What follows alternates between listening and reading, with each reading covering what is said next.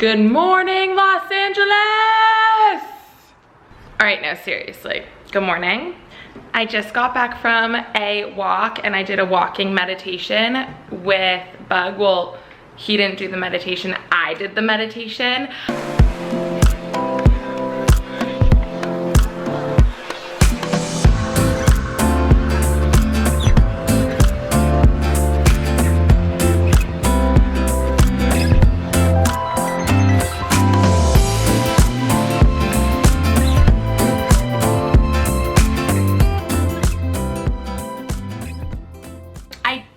Want to get a little bit into different methods of healing through food. So healing through food has been hugely important in my healing journey, healing from Hashimoto's, from mold, from just chronic inflammation, and it's also honestly really helped my like emotional relationship with food and my body, because when you think of foods and ways of eating as different like healing methods, then your relationship with food just kind of changes and you begin to see it as less of an enemy and more as like your best friend, and looking at healthy, like really nutrient rich foods as positive things in your life and healers. So I am a certified holistic health coach. One of the methods of eating and healing through foods that I want to talk about today, which has really helped me, and it's not something that I do every day, it's not something I'm very strict with. I definitely preach that I don't think you need to like stick to rules, that you don't need to define yourself by something so intensely. Like, you can experiment with these things, you can use them when they're helpful and then not, you know, and that's kind of how I approach this. Is food combining, and that is basically a way of eating to optimize your digestion and to, I guess, just help you have more energy and to help foods move through your system and your body extract nutrients in the most efficient way. So what food combining is, there are many different categories, and it's a way of mixing together certain categories of food. There are two main things that you want to think of when food combining. One is how quickly that category of food digests and how quickly it moves through your digestive system. Because, for example, you don't want to eat a food group that has a 30-minute digestion period on top of a food group that has a 2-hour digestion period, because then if you think about it, you know, this food group down here is still digesting for 2 hours while this one's digesting for 30 minutes, and this one is kind of held up and has a roadblock because it doesn't have the leeway to digest and move through your system quickly enough. Second is, you want to think of the fact that different foods cause the body to release different digestive enzymes. So if you are eating protein and that releases a digestive enzyme to break down protein, and then you're eating fruit which has a different digestive enzyme to break down fruit, those are going to interfere with each other's processes. So a couple quick reasons why this is super helpful, and figure out if you're a good candidate for this. So it's very helpful in eating to clear your skin. Certain foods will kind of just like sit, and I don't want to say the word rot because it will disgust you, but rot in your stomach a little bit. And that causes, you know, like just toxic buildup, and obviously that shows through the skin. So it will help with breakouts. It really helps me with my like more hormonal acne issues.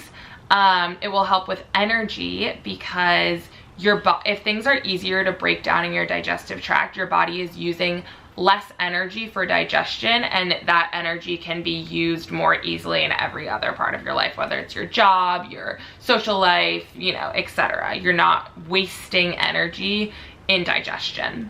And then for just like having regular bowel movements. So if this is something you struggle with, it might be because like foods are building up in ways that are irritating in your digestive tract. I want to think of the main food groups when you're doing this, and that is fruit, starch, protein, vegetables, nuts and seeds, and neutral foods. So just for a quick overview of which you combine together.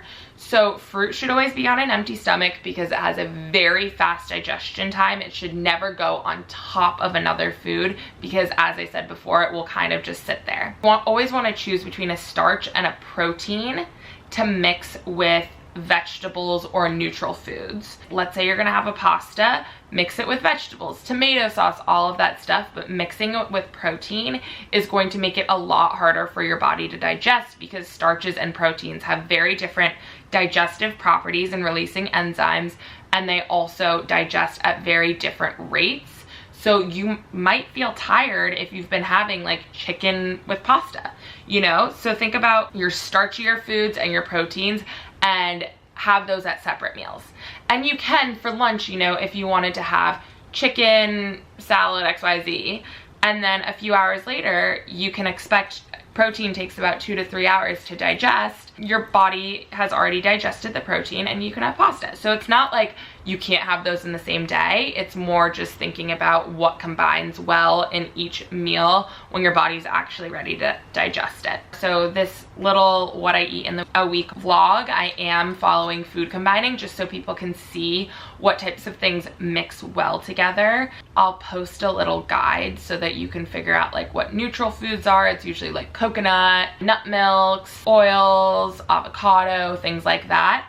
I think you should try it out. I'm gonna, like, there'll be a lot of inspiration in this video for different meals that follow food combining. Again, I really don't want to encourage hard and fast rules. Like, I'm very much against it. I'm just doing this consistently to show you guys what food combining meals can look like, but do what works for you. I still eat sushi, rice, and protein. You know, I just don't follow it all the time. I'll eat a breakfast burrito with, and sometimes it feels good. And you know what? You have to listen to your body. That's the number one most important thing.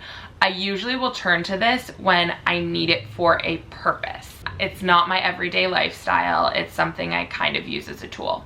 So let me know what you think. Let me know if you try it. And if you have any questions, of course, reach out to me.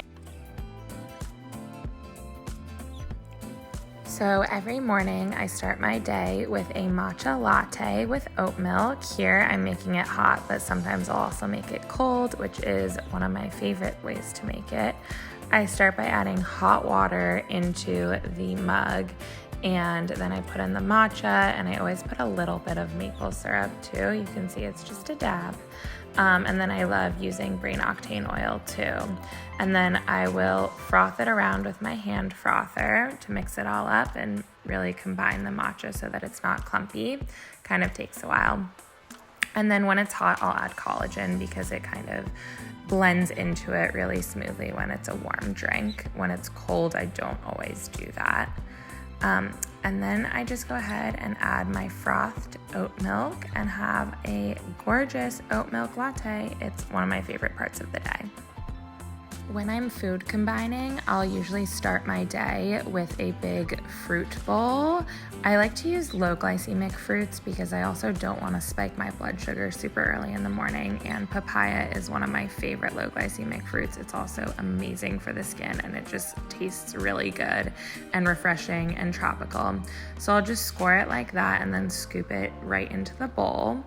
And then I'll go ahead and add my berries. I love to do strawberries, raspberries, blueberries, all from the farmer's market. They taste extra good that way, and they also stay nice and good in your fridge for a long time when they're fresh from the farmer's market. And then I'll go ahead and add some coconut smoothie because that is one of the neutral foods and it just tastes amazing and delicious with the fruit bowl. And I'll also do cacao nibs and goji berries, which are also neutral and mix really well with fruit. Coconut is one of the main neutral foods. This is one of my favorite breakfasts. It's full of so many antioxidants and micronutrients and really helps get the digestion moving early in the morning. So I'm food combining. I will eat 2 breakfasts. I'll have like an avocado toast or a gluten-free bagel.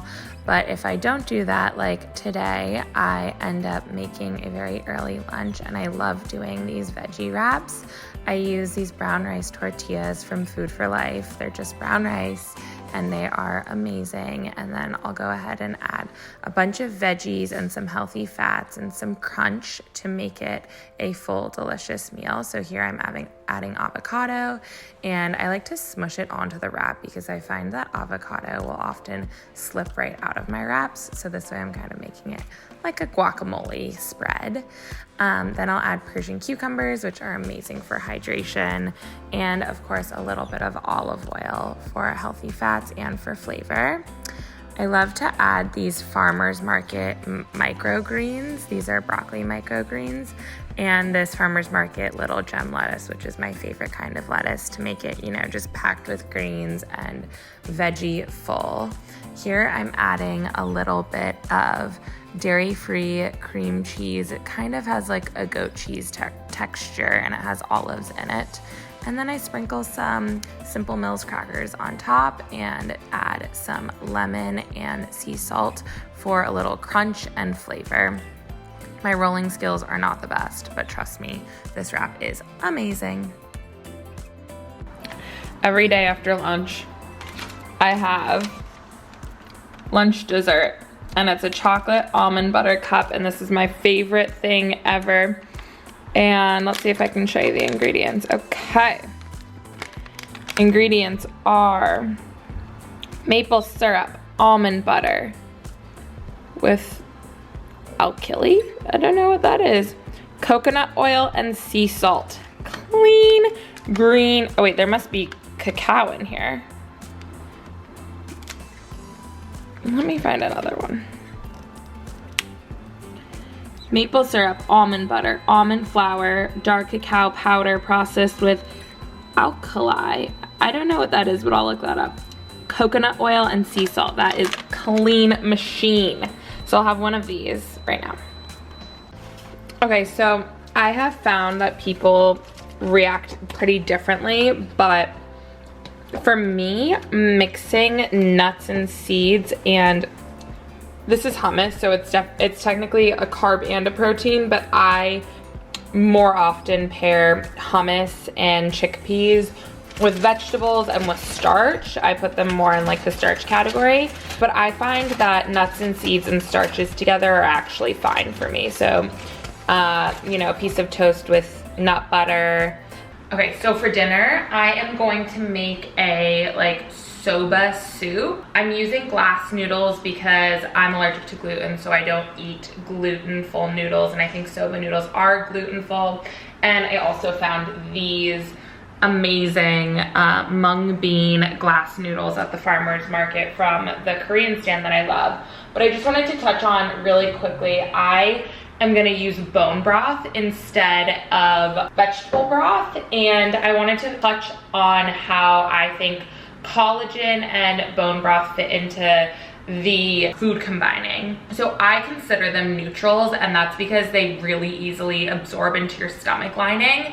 So I'll kind of add them to a matcha latte in the morning, even if I'm having fruit, or I'll use bone broth instead of vegetable broth, even if I'm putting noodles in a soup or with rice or something like that. I just think that they're amazing superfoods, and the most beautiful thing about them is they don't really take that much energy to digest. They just kind of absorb into your stomach lining, and so for that reason I consider them neutral for food combining.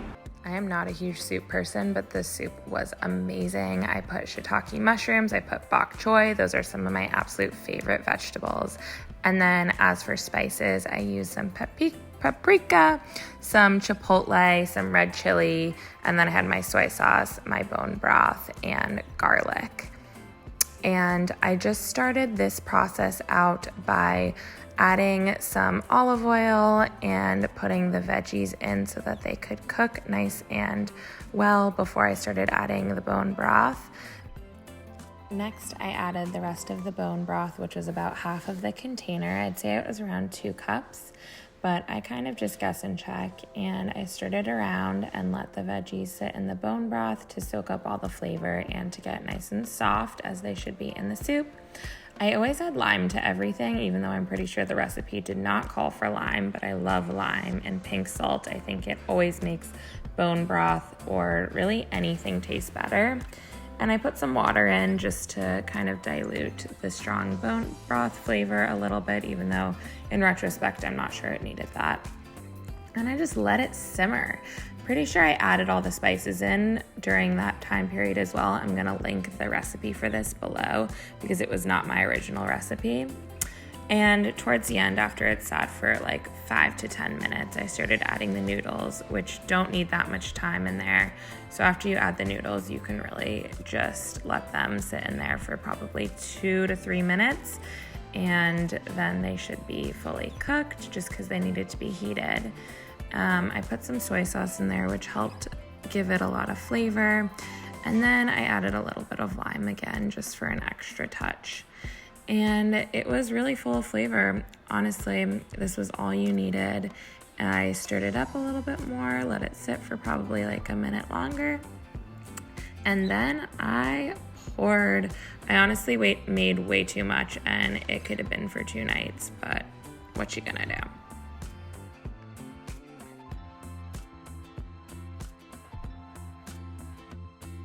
You guys, for full transparency, this is what dessert looks like tonight. Capello's gluten-free, vegan, paleo, blah, blah, blah, cookie dough. Thank you for watching. I hope you come back to watch more on nutrition and food and about my life, and subscribe if you are liking what you see.